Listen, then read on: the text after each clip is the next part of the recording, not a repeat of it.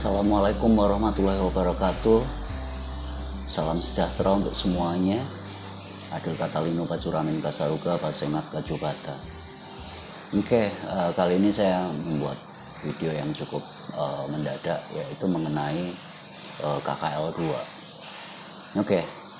Di sini saya maksudkan, atau ya memang dimaksudkan supaya KKL 2 itu masih tetap ada pada rencana semula.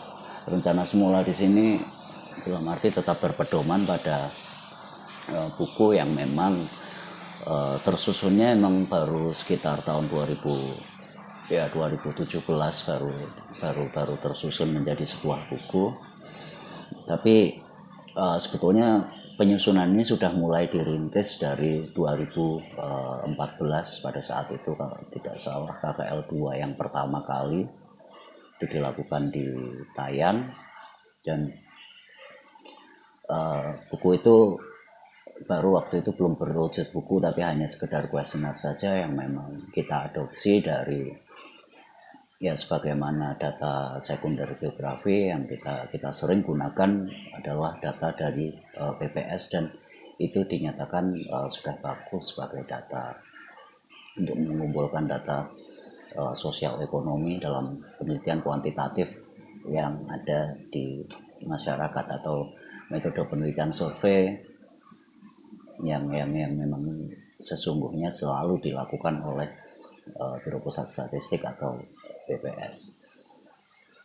Dan akhirnya tersusun 2017, dan kalau yang sebelumnya ya tidak pernah menjadi tidak memiliki output apapun.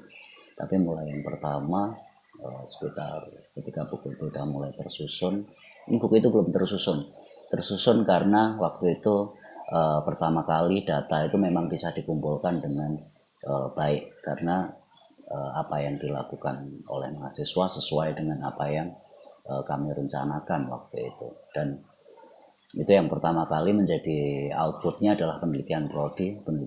Jadi data itu digunakan dianalisis menjadi penelitian prodi, menjadi jurnal, dan paling tidak kalau nggak salah ada dua KKL yang akhirnya berhasil karena mahasiswa mau dan bisa mengikuti apa yang sesuai langkah-langkah dalam buku ini. Jadi di sini akan saya jelaskan dulu intinya bahwa apa sih itu KKL 2 dan apa yang dikaji di KKL 2, apa bedanya dengan KKL 1 yang pernah Anda jalani dulu. Nah, di sini di KKL 2 ini memang kajiannya adalah lebih ke arah geografi sosial atau geografi manusia. Jadi di sini yang kita pelajari adalah lanskap sosial. Ya, kenapa saya sebut sosial? Karena ketika ini geografi sosial, memang geografi manusia masih banyak menggunakan metode-metode yang bersifat kuantitatif. Jadi masih seperti tradisi tahun 60-an untuk di Amerika dan Eropa sana, itu sangat mengkuantifikasi apapun fenomena sosial, apapun fenomenanya. Waktu itu geografi budaya belum terlalu terkenal, tapi di sini geografi manusia sebagaimana tidak lebih dari gejala-gejala demografisnya saja. Tapi itu tidak masalah. Tapi paling tidak kita nantinya akan bisa melakukan. Jadi di sini kita akan menggunakan metode survei. Lalu kemudian nanti mengenai analisisnya, jelas kita akan menggunakan analisis matematis atau diproses secara matematis ataupun secara statistik jika memungkinkan. Jika data karakteristik datanya memenuhi syarat, dalam arti mungkin Anda semester 5 pastinya sudah mengambil mata kuliah statistik, pastinya sudah sudah tahu bagaimana statistik terapan untuk geografi ataupun demografi. Nah, di Di sini tentu saja statistik nanti ketika ada 4 jenis data, karakteristiknya ada jenis data dengan karakteristik berbeda, nominal, ordinal. Nah, pasti Anda sudah dijelaskan rasio dan interval dan rasio. Nah secara teknis nanti silahkan tanyakan pada dosen statistiknya, karena statistik saya hanya sekedar paham logikanya, itu pun saya masih butuh banyak panduan. Di sini tersusun dan dari sejarah KKL ini ada beberapa KKL dan ada yang saya nyatakan KKL tersebut gagal karena tidak dapat mengumpulkan data sebagaimana yang ada di dalam buku panduan tersebut. Bahkan saya rasa waktu itu memang terjadi perbedaan antara materi KKL itu yang sebenarnya seperti apa dan juga cara membuat laporan seperti apa, karena saya hanya pemberi materi dan bukan dosen pengampunya, sehingga apa yang disampaikan tersebut disampaikan selama kuliah KKL, karena sebelum ke lapangan harus kuliah, itu saya rasa terjadi crash metodologi, sehingga saya sebetulnya cukup malu ketika ada satu kuesioner dianalisis secara kualitatif. Nah, itu dan dalam penelitian survei, tapi menganalisanya tidak dengan perhitungan statistik atau perhitungan statistik deskriptif, karena outputnya pasti munculnya dan data tidak terkumpul, dan kebetulan mahasiswa tidak mau untuk berkumpul untuk diberikan materi mengenai bagaimana analisis datanya. Waktu itu ada beberapa angkatan dan itu akhirnya outputnya tidak jadi apa-apa, tapi itu tidak masalah. Tapi saya harap untuk KKL 2 kali ini, untuk Anda semester 5 yang kali ini, nanti tidak salah lagi mengenai metodologinya. Jangan sampai KKL 2 ini mentang-mentang geografi manusia lalu dikatakan kualitatif, padahal ini tetap proses kuantifikasi di geografi sebagaimana di mata kuliah demografi, sebagaimana di yang dikerjakan di Biro Pusat Statistik, seperti juga demografi teknik dan lain sebagainya. Kita perhatikan dulu apa itu kuliah kerja lapangan di sini dalam arti di prodi pendidikan geografi ini. Yang pertama adalah di sini memang untuk hal yang paling sederhana, yang paling memungkinkan untuk masalah tentang sosial di sini, tentang manusianya. Tidak hanya tentang budaya, ini hanya sebagian kecil dari tentang budaya. Di sini adalah kondisi sosial ekonomi. Jadi di sini judul atau tema ketika KKL 2 ini adalah kita berusaha belajar melakukan survei kondisi sosial ekonomi rumah tangga. Nah, di sini kita menggunakan hal yang paling sederhana sekali untuk dalam melakukan kajian atau mempelajari dengan objek masyarakat atau manusia di sini, yaitu dengan mendatangi atau mensurvei rumah tangga, dan tentu saja dengan metode penelitian survei. Nah, penelitian survei ini ada juga memang yang survei fisik, dan ini ketika survei sosial, ini nanti seperti yang akan kita lakukan di KKL 2 ini. Buku ini dulu akhirnya terbit pada sekitar, kalau nggak salah kurang lebih akhirnya bisa terbit tahun 2018 setelah keberhasilan KKL yang 2017, sehingga ini bisa tersusun dengan relatif rapi, walaupun berbagai macam gangguan dulu juga muncul dengan banyak hal yang saya tidak tahu itu sengaja atau tidak, tapi gangguan dalam proses penulisan buku ini cukup luar biasa. kita tetap mengacu pada buku survei sosial ekonomi rumah tangga, panduan kuliah kerja kuliah kerja lapangan atau KKL pendidikan geografi. Nah ini buku yang berikutnya kita langsung saja untuk apa sih itu KKL. Nah dalam pendidikan geografi PTGR Pontianak ini sejak awal mulai munculnya KKL, karena dulu beberapa angkatan sebelumnya seperti itu, kalau nggak salah 2009 tidak ada KKL 2, 2010 itu masih wujud, KKL 2 juga tidak ada, masih oke itu kalau tidak salah bahkan bukan KKL 1 tapi praktikum lapangan. Waktu itu namanya masih seperti itu. Nah, baru pada kalau tidak salah mulai tahun 2014 ya, sekitar 2014 yang pertama kali ditayang itu dilakukan KKL 2 di sana. Dan itu juga pertama kali konsep yang memang disusun yaitu tetap survei sosial ekonomi dari survei sosial ekonomi masyarakat. Nah kalau mungkin KKL 1 Anda sudah tahu sudah menjalani. Nah KKL 2 ini dimaksudkan ya untuk melatih lebih peka atau lebih perhatian, lebih sensitif terhadap gejala fisik dan kalau untuk KKL 1 memahami sensitif atau peka terhadap gejala fisik, sementara kalau untuk KKL 2 ini peka terhadap untuk memahami gejala-gejala atau fenomena atau sesuatu yang kita lihat mengenai kondisi sosial ekonomi di suatu wilayah, di suatu region.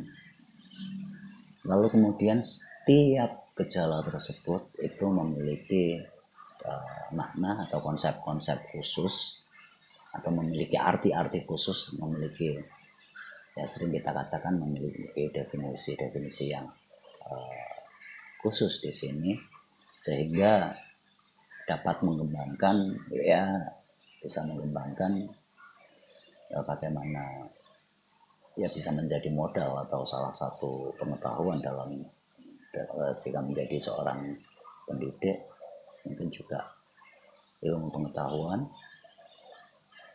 Nah kalau dulu KKL 1 ini hanya untuk mengenal tentang fisik saja, sementara KKL 2 ini dimaksudkan untuk mulai dapat melakukan pengamatan dan juga pengukuran. Ingat di sini kuantitatif pengukuran, karena nanti kita akan banyak menggunakan kalaupun tidak metode matematis, kita akan kalaupun bukan analisis statistik sederhana, kita akan lebih banyak menggunakan analisis matematis.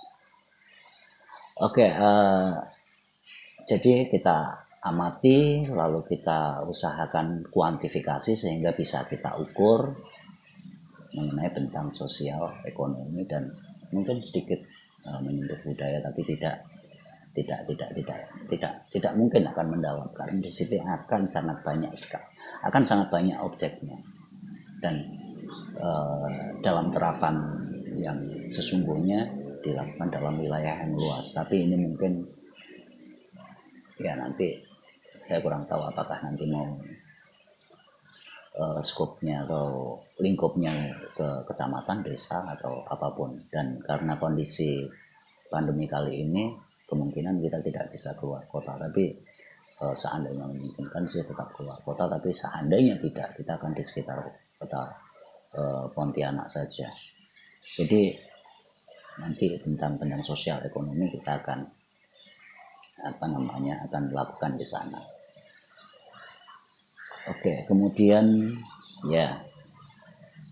di sini dikatakan bahwa bobot SKS-nya ini jelas, dan walaupun memang sering berganti-ganti karena berbagai kebijakan yang sering kali berubah dan belum sempat dilaksanakan, kadang-kadang sudah berubah.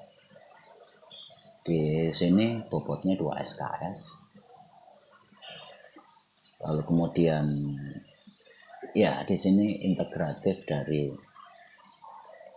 semacam penelitian lapangan bagaimana kita belajar menjadi seorang surveyor, lalu kemudian sambil mengamati kita nanti juga melakukan wawancara. Ingat, wawancara itu tidak hanya di penelitian kualitatif saja. Dan dengan menggunakan kuesioner ini kita melakukan wawancara dalam arti berbeda dengan polling dan berbeda dengan angket yang sering dikatakan komunikasi tidak langsung karena kuesioner atau angket tersebut disebar. Tapi ini tidak. Kita yang mengisikan, kita ngobrol, kuesioner kita pegang, lalu kita isikan. Nah, nanti teknisnya apakah menggunakan kuesioner digital, apakah kita nanti akan pakai kuesioner manual, nanti kita lihat juga kondisinya. Oke, di sini secara ideal yang diharapkan adalah memahami fenomena geografi secara utuh. Jadi tidak agak-agak lebih sedikit seimbang antara fenomena sosial kajian-kajian dalam arti ilmu sosial dengan yang fisik. Walaupun ya mengingat dalam kependidikan atau dalam ranah pedagogis, di sini geografi masuk pada rumpun ilmu sosial. Sementara kalau untuk yang sains memang geografi lebih banyak ke geografi fisik atau eksak. Jadi lebih ke ilmu alam. Bahkan di semua universitas sejak tahun 83 geografi berada di bawah fakultas MIPA. Nah, berbeda halnya dengan di keguruan dan kependidikan keguruan, itu konteksnya berbeda karena ini disesuaikan dengan mata pelajaran. Nah, kemudian ya pendekatan yang digunakan memang secara konseptual kita masih tetap menggunakan pendekatan spasial, regional juga, kewilayahan, karena nanti kita akan mempelajari wilayah tertentu. Dan dalam regional ini biasanya memang harus dilakukan kuantifikasi atau pengukuran, karena wilayah yang luas ini tidak bisa kita tanya atau kita kita gali secara mendalam, tapi informasi atau data yang secara umum. Nah, misalnya wilayahnya kecamatan atau kabupaten, kita sulit untuk melakukan penelitian kualitatif yang mendalam. Tapi pastinya kita ya hanya kalau tidak mungkin data sekunder atau informasi sekilas dari data sekunder seperti potensi desa, kemudian seperti kecamatan dalam angka dan lain sebagainya, dan itu kita tidak bisa melihat langsung kecuali kita membuat reportase seperti kita melakukan pengumpulan informasi jurnalistik. Di kepekaan kita dalam mengamati lalu kemudian menuliskan itu memungkinkan secara kualitatif, tapi tanpa wawancara, karena wawancara juga ketika tidak mendalam itu juga kurang intelligible, atau ya dikatakan kalau orang-orang pendidikan mengatakan validitasnya rendah. Tadi tetap pendekatannya spasial, ekologis, dan kompleks wilayah.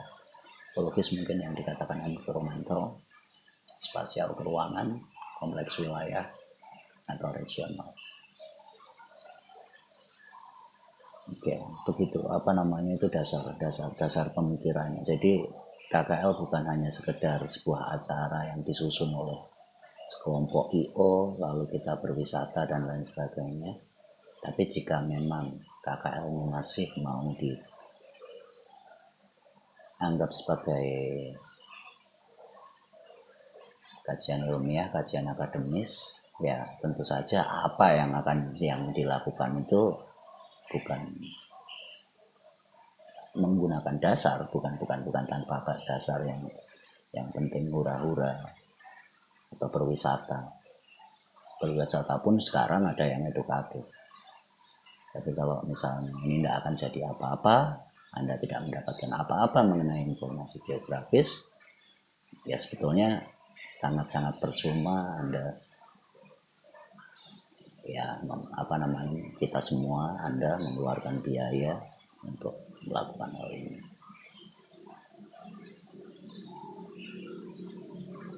Oke, di sini tema atau topik KKL 2 di sini yang paling umum kita ya pengamatan fenomena lingkungan.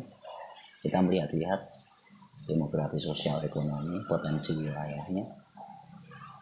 Ya nanti ini sangat sederhana sekali karena hanya terangkum dalam kuesionernya, dan nanti mungkin kisi-kisinya secara perlahan-lahan akan dilanjutkan. Tapi ini paling tidak ini adalah adalah dasarnya, dan dasar ini bisa digunakan dimanapun nantinya. Hanya ya tentu tentang kuesioner dan lain sebagainya mengalami editing disesuaikan dengan kondisi kelingkungannya. Jadi di sini sekitar lingkungan, demografi, ekonomi, dan potensi wilayah di situ ada apa saja, dan potensinya lebih ke sumber daya manusia, tingkat pendidikan, tingkat ekonomi, mata pencaharian, dan lain sebagainya. Dan dalam KKL 2 ini atau survei kita yang akan kita katakan sebagai kalau dalam kategori dia termasuk penelitian deskriptif, survei deskriptif, dan penelitian ini kita mengambil data yang memang saat kita turun ke lapangan itu yang ada di situ. Tapi di sini deskriptifnya tapi tetap aja kuantitatif karena analisisnya kuantitatif. Oke, dan ini kita masih sekedar identifikasi saja. Jadi apa yang kita dapat adalah ya keadaannya seperti apa, mata pencahariannya seperti apa, rata-rata jumlah keluarganya, kebutuhan secara ekonomi, lalu kemudian status sosialnya, pendidikan.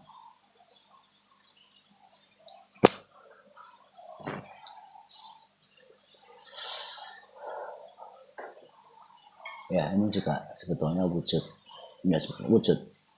kepedulian kita terhadap disiplin ilmu geografi ini.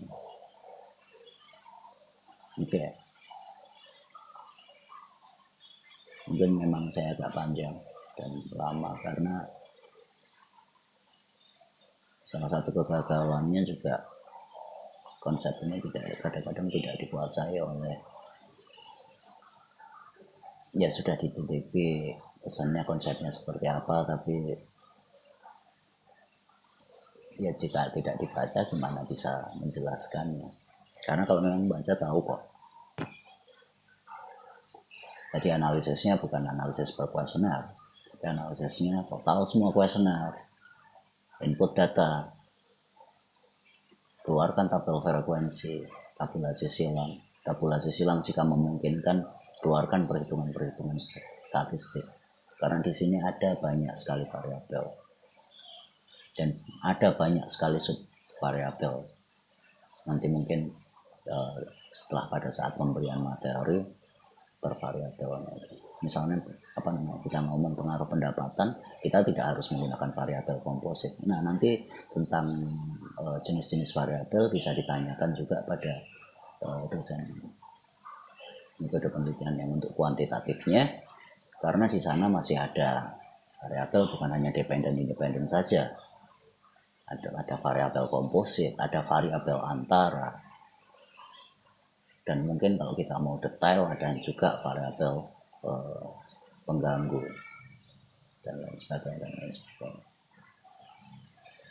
Kita scoring banyak variabel, lalu kemudian kita total atau kita rata-rata menjadi satu nilai skor tertentu, itu namanya variabel komposit.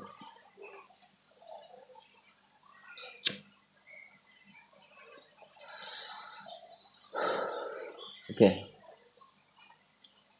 Kalau kita lihat dari tujuannya, kita melakukan parameter sosial ekonomi. Jadi tingkat ekonomi. Jadi ketika kita melihat infografis mengenai pembangunan, mengenai indeks pembangunan manusia, itu paham.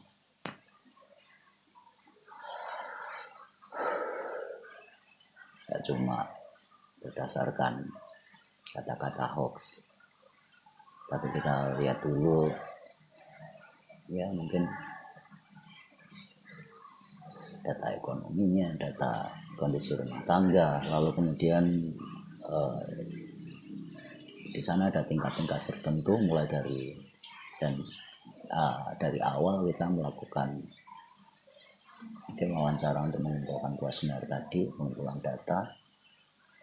Nanti kita lakukan editing, mana yang kira-kira data itu istilahnya data yang gagal atau data yang rusak, itu nanti tidak akan kita gunakan, atau kalaupun kita gunakan kita harus kembali mewawancarainya lagi, karena setiap data itu ada konsistensinya. Jadi kalau misinya ngawur itu juga bagi yang peka dan paham ketahuan. Misalnya jumlah rumah tangganya banyak sekali, sekolah semua, tapi tiba-tiba pendapatan atau pengeluarannya terlalu kecil. Nah seperti itu misalnya cross checknya. Lalu kemudian kita lakukan editing, dan karena hari ini memang untuk membuat tabel silang, membuat tabel frekuensi itu tidak perlu manual lagi. Kita itu menghabiskan energi aja dan cuma membuat susah tanpa alasan. Jadi kita bisa lakukan coding, tabulasi data tersebut bisa kita lakukan seketika ketika data tersebut sudah di-input. Nanti apa itu editing, apa itu coding, nanti biar dosen metode penelitian kuantitatif atau dosen statistiknya nanti yang akan menjelaskan bagaimana membuat tabulasi data itu, membuat tabulasi silang, lalu memindahkannya ke diagram. Nah ini tidak perlu kita lakukan secara manual lagi. Nanti ketika data sudah di-input, codingnya sudah disiapkan, bisa dimasukkan. Misalnya kalian siang mengumpulkan data, sore menginput, malam itu sore ditata, malam bisa kita lihat hasil dari kumpulan data siang. Karena ya jumlah kuesioner mungkin sejumlah kalian sekitar 60-an, 2 kelas mungkin 60-an, ya 60-an kuesioner. Saya rasa kalau masing-masing input satu aja, nanti langsung dikumpulkan, langsung masuk, malamnya sudah dipresentasikan, dan kita bisa melihat hasil kondisi sosial kondisi sosial ekonomi itu data mentahnya seperti apa. Nah setelah itu Anda akan bisa memungkinkan juga seandainya waktu mencukupi, Anda langsung menganalisis setiap tabel itu, mengomentari, membaca. Anda bisa menemukan misalnya pengaruh tingkat pendidikan terhadap pendapatan, pengaruh pendidikan terhadap jenis mata pencarian misalnya.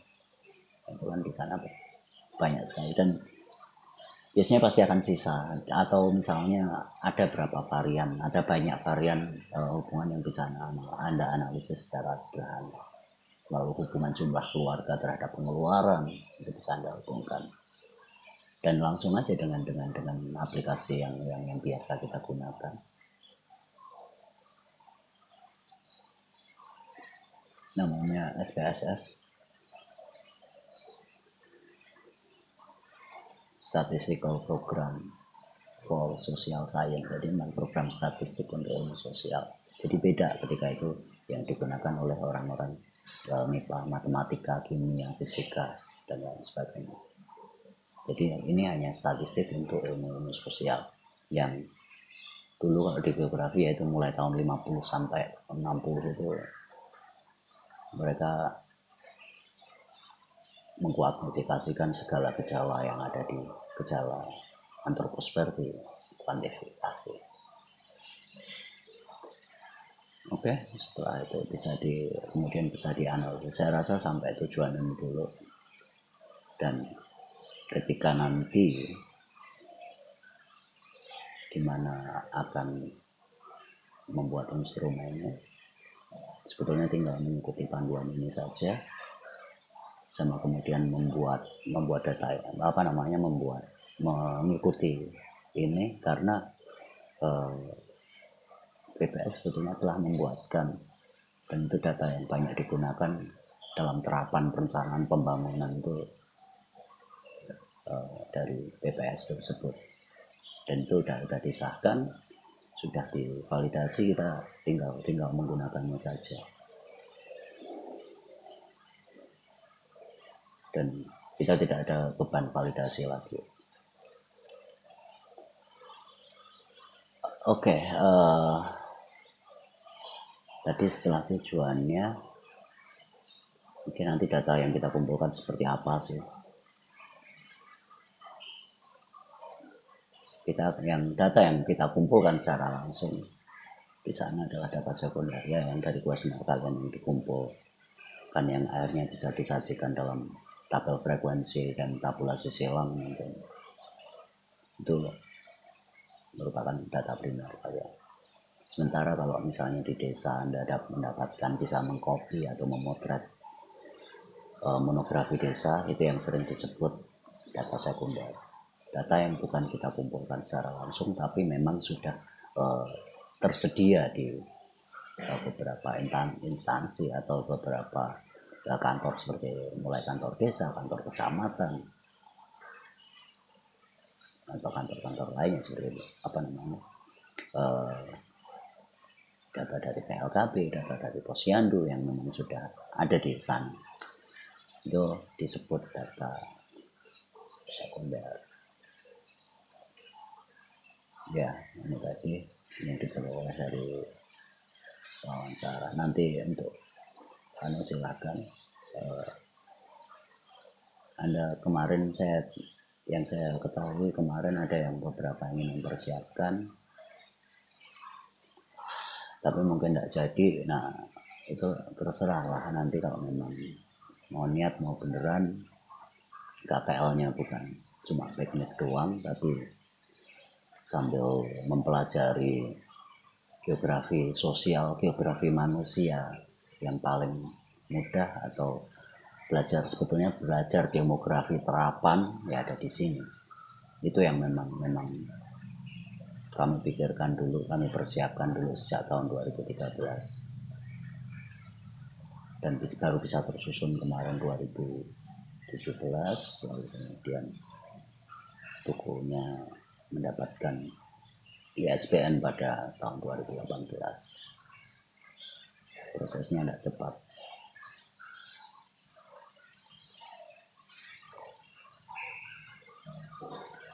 Oke, tentang data sekunder nantilah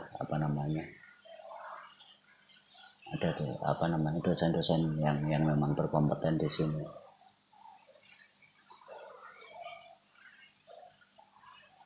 Dan Anda kemarin tidak jadi bertanya, saya rasa mungkin karena sudah menemukan pemecahan masalahnya, atau ya sudah paham, ya tidak apa-apa, lebih bagus, karena tidak harus bersama saya kalau untuk mendapatkan penjelasan seperti itu.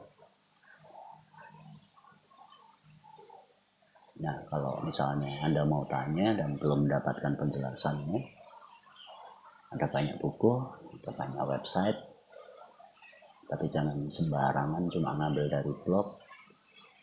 Coba buka websitenya BPS, di sana ada banyak sekali lampiran kuesioner, lampiran variabel kependudukan, variabel demografi, bahkan data-data statistik tentang pertanian, data statistik tentang perdagangan, produk domestik bruto, dan lain sebagainya.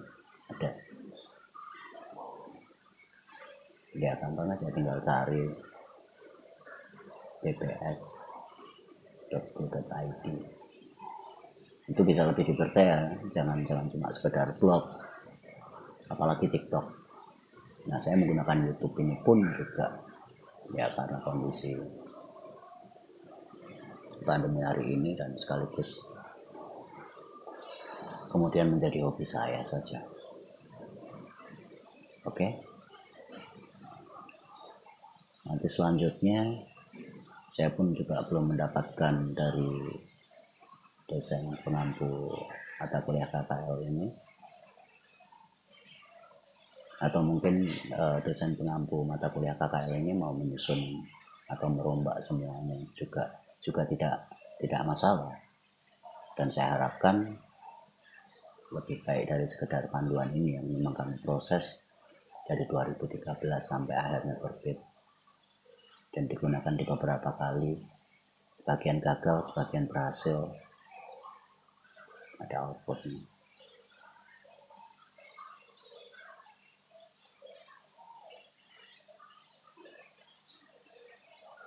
Tentang aspek kajiannya, kisi-kisinya, silahkan biar dijelaskan lebih lanjut.